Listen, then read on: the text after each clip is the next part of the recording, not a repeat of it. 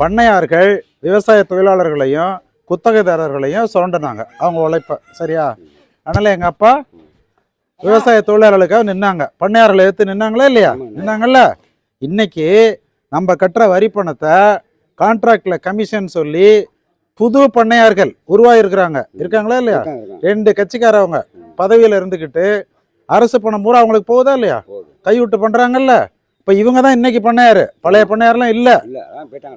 அப்ப இந்த பண்ணையார்கள்ட்ட இருந்து நம்ம மக்களை விடுவிக்கணும்ல. அதுக்கு இந்த கட்சி நிக்கிறதுனால நான் நிக்கிறேன். எங்க அப்பா பிடிச்சதும் செங்கோடி தான், நான் பிடிக்கிறதும் செங்கோடி தான். என்ன அதுல அருவா சுத்தியல் இருக்கும் உழைப்பாளிகளுக்காக. இதுல தமிழனுடைய புலி இருக்கு, புலி கொடி. அதனாலதான் இந்த கட்சியில இருக்கிறேன். நீங்க எல்லாம் ஆதரவு கொடுக்கணும். ஏன்னா இன்னைக்கு தமிழ்நாட்டை ஒன்றிய அரசு ஒடுக்கு வச்சிருக்கு. நம்ம உரிமைகளை மறுக்குது. காவிரியில தண்ணி வர மாட்டுது. முல்லை பெரியார் அணையை ஒஸ்த விட மாட்டேன்றான். பாலாறுல 23 தடுப்பணையை கட்டிட்டானா இல்லையா? இங்க உள்ள நிலத்தடி நீரை கொள்ளையடிக்க தொழிற்சாலைன்னு வந்து ஆரம்பிச்சுட்டு இருக்கிறாங்க. விவசாய நிலத்தை கையகப்படுத்தி கொடுக்குறாங்க. பறி கொடுத்த விவசாயம் மண்ணை வாரி இறைக்கிறான். பாக்குறீங்களா இல்லையா? சிப்காட்டுன்னு சொல்லி தொழிலா வந்து விவசாயம் போயிட்டுனா சாப்பிட எங்க போறது? அதனால நம்ம தமிழ்நாட்டோட நீர் உரிமையை காப்பாற்றணும், இயற்கை வளத்தை காப்பாற்றணும், மணலை காப்பாற்றணும்னா மற்ற கட்சிகளால் முடியாது. ஏன்னா அவங்கெல்லாம் கார்பரேட்டோட ஏஜென்ட் ஆகிட்டாங்க. அவன்கிட்ட கமிஷனை வாங்கிக்கிட்டு அதுக்கான சட்டங்களை எல்லாம் போடுறாங்க. அதை ஏற்று நிற்கிற ஒரே கட்சி செந்தமிழன் சீமான் நாம் தமிழர் கட்சி தான். அதனால தான் நான் அந்த கட்சியில் இருக்கிறேன். ஏன்னா நீங்கள் அப்பா பற்றி சொன்னீங்கல்ல இல்லரா, அதுக்காக இந்த விளக்கம் கொடுக்குறேன். அப்பா கட்சியில் தானே நீங்கள் இருக்கணும், ஏன் இந்த கட்சிக்கு போனீங்கன்னு கேட்குறாங்க என்கிட்ட நிறைய பேர். அதுக்கு தான் இந்த விளக்கம். நான் சொல்கிறது சரின்னு பட்டா என் கட்சிக்கு ஓட்டு போடுங்க. விவசாயி சின்னம் மறந்துடாதீங்க. நன்றி, வணக்கம். அப்பா மாதிரி பழைய வரலாறை கொண்டு வரணும்னு நான் இறங்கி இருக்கிறேன். இல்லை நான் பாட்டியே டாக்டர் வேலை பார்த்துட்டே இருக்கலாமா இல்லையா?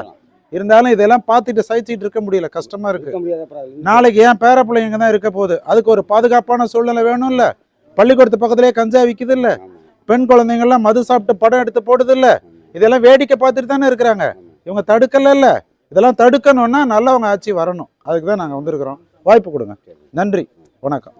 வைத்தியம் எங்களுக்கு எடுத்து கொடுக்குறோம். எங்களை நீங்க கையெடுக்க வேண்டாம். நாங்க உங்களுக்கு வாக்களிக்கிறோம். எல்லாம் உங்களுக்கு நல்லது செய்யறதுக்கு தான் நான் வந்திருக்கிறேன். நான் என்ன சொல்றேன்னா, வந்தவங்களே வந்துகிட்டு இருக்க கூடாது. புதுசா ஒருத்தவங்க அப்பதானே தெரியும் இவங்க எப்படி, இவங்க லட்சணம் என்னன்னு தெரியும். உங்களுக்கு தெரியும். அது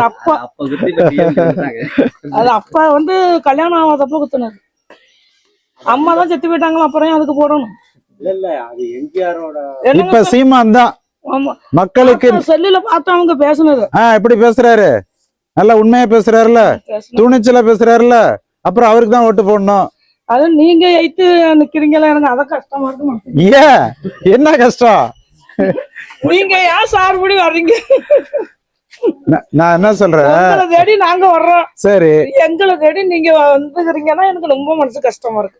பொது வாழ்க்கைன்னா வந்துதானே ஆகணும். இந்த ஊர்ல 2 லட்சம் மக்கள் இருக்கு. அதுக்கெல்லாம் நல்லது செய்யணும்னு நான் வந்திருக்கிறேன். ஓட்டு போட்டு நான் அதிகாரத்துக்கு வந்தா தானே செய்ய முடியும். ஓட்டு உங்கள்கிட்ட வந்து கேட்டா தானே போடுவீங்க. இல்லைன்னா நான் நிக்கிறதே தெரியாது. அதுக்காக தான் தெரியும் சார், எனக்கு நாங்க பார்த்தோம். நேரா வந்து சொல்றேன். எனக்கு வாய்ப்பு கொடுங்க. நன்றி, ஜெயிச்சிருவோம். சரி, வணக்கம்மா. நான் டாக்டர் பாரதி செல்வன், இருதய டாக்டர் தேர்தல் நிற்கிறேன். எனக்கு விவசாய சங்கத்தில் ஓட்டு போடுங்க. நன்றி. சரிங்கம்மா, ரொம்ப நீங்க சொல்ல மகிழ்ச்சியா இருக்கு. சரி, நான் தேர்தல் நிக்கிறேன். அதுக்காக அவங்க வீட்டுக்கு ஓட்டு கேட்டு வந்திருக்கிறோம். சீமான் நாம் தமிழர் கட்சி சார்பா ஒரு மாற்று அரசியல் வேணும்னு நாங்க இறங்கி இருக்கிறோம். டாக்டருக்கு ஏன் இந்த வேலை அப்படின்னு நினைச்சுக்காதீங்க. வெயில்ல ஏன் நிக்கிறாரு? நாளைக்கு என் பேர பிள்ளைங்களும் இங்க பாதுகாப்பா இருக்கணுமா இல்லையா? எப்படி இருக்க சூழ்நிலை, அந்த பிள்ளைங்க எல்லாம் பாதுகாப்பா அதை பார்த்துக்கிட்டு தான் இதை பாக்குறேன். நான் அதை உடலை சொல்ல புரியுதுங்களா? 6 மணி நேரம் மருத்துவம் பார்ப்பேன், 6 மணி நேரம் அரசியல் பார்ப்பேன். இப்ப என்ன செய்யறேன்னா 10 மணில இருந்து 5 மணி வரைக்கும் நோயாளிகளை பார்த்துட்டு 6ல இருந்து 8 வரைக்கும் ஓட்டு கேட்கிறேன். வார நாட்கள்ல, வார இறுதி நாள்ல இது மாதிரி முழுசா காலை முதல் மாலை வரை வரேன். தேர்தலுக்கு பிறகு என்ன செய்வேன்னா காலையில பொது வேலையை பார்ப்பேன். ஏன்னா காலையில தான் ஆபீஸ் இருக்கு. இப்போ உங்களுக்கு வந்து ஒரு பட்டா பிரச்சனை இல்ல குடிநீர் பிரச்சனை, அங்க போய் பிடிஓவை பார்க்கணும் அப்படின்னா நீங்க புகார் மணி அங்க கட்சியில கொடுத்தீங்கன்னா நான் போய் உங்களுக்கு கேட்பேன். இந்த வேலையெல்லாம் 12:30 மணிக்குள்ள முடிச்சுக்குவேன். 2.5 மணி நேரத்துல 1 மணில இருந்து 7 வரைக்கும் நோயாளிகளை பார்ப்பேன். அது போதும்ல, உறுதியா பார்ப்பேன். நன்றி, பயப்படாதீங்க. தேர்தல் வருது இல்ல, அதுல சரி சரி சரி சரி தொடர்ந்து இந்த முறையும் போடுங்க. இந்த முறை நம்ம உறுதியா வென்றிடலாம். நிறைய பேர் இப்ப போடுறேன்னு சொல்லியிருக்கிறாங்க. இப்போ 2 ஆண்டு ஒரு சீமான் உழைப்பு இருக்குல்ல, அதில் என்ன நிறைய பேர் நம்ம ஆதரவாக மாறி இருக்கிறாங்க. அதனால உறுதியாக இந்த தடவை நம்ம வென்றிடலாம். வாய்ப்பு கொடுங்க, விவசாயி சின்னம் மறந்துடாதீங்க. நன்றி. அதையும் தெளிவுபடுத்திடுறேன். நலனுக்கு வாங்க. அதுக்கு இப்போ 2ம் பார்ப்பேன் நான்.